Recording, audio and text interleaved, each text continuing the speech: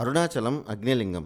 ఎంత చలిలోనైనా 24 డిగ్రీల సెంటీగ్రేడ్ తగ్గకుండా ఆ లింగం నుంచి వేడి వస్తూ ఉంటుంది. అందుకే ఆ కొండ చుట్టూ మనసును కేంద్రీకృతం చేసే రేడియేషన్ ఆ లింగం నుంచి వస్తుందని, ధ్యానానికి అరుణాచలాన్ని మించిన ప్రదేశం మరొకటి లేదని రమణ మహర్షి లాంటి యోగులు చెప్పారు. అందుకే ప్రతి సంవత్సరం లక్షల్లో విదేశీయులు నెలల తరబడి అరుణాచలంలో ఉండి ధ్యానం చేస్తుంటారు. ఈ కొండ మీద తిరుగుతున్నప్పుడు కొందరు యోగులు ఒక ప్రత్యేకమైన లోకాన్ని చూసినట్టు చెప్తారు. దేవలోకం లాంటి ప్రాంతంలో శివుడికి అభిషేకం జరుగుతున్నట్టు ఒక ట్రాన్స్ లో చూసినట్టు చెప్తారు. రమణ మహర్షి లాంటి యోగులకు కూడా ఇలాంటి అనుభవాలు కలిగాయట. అరుణాచలంలో కొండే శివలింగం. అందుకే అరుణాచలం వెళ్లే భక్తులు ఆ కొండ చుట్టూ ప్రదక్షిణ చేస్తారు. ఈ ప్రదక్షిణను గిరి ప్రదక్షిణ అంటారు. శివుడు జ్వాలారూపుడై వెలసి బ్రహ్మ విష్ణువులను పరీక్షించడని, ఆ శివుని జ్వాలారూప దర్శనం ఈ కొండపైనే జరిగిందని పురాణ కథ ఉంది. అక్కడ ఒక రేడియేషన్ అనారోగ్యాలను బాగు చేస్తుందని, అలాగే ధ్యానానికి ప్రశాంతమైన వాతావరణాన్ని సృష్టిస్తోందని ఎంతో మంది చెప్పారు.